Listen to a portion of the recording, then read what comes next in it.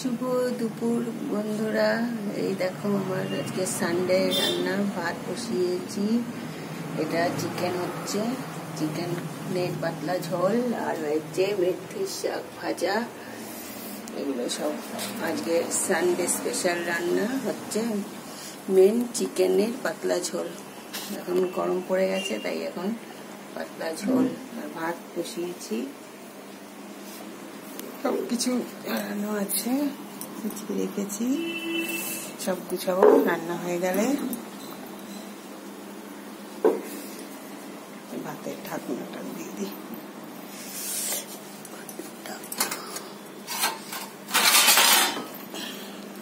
ঢাকনা মাংস ফুটছে। এটা যেরকম সিম্পল মাংসটা দই দিয়ে ম্যারিনেট করে রেখেছিলাম আধা ঘন্টা, গোলমরিচ আর দই দিয়ে। তারপরে এটা কষিয়ে করলাম।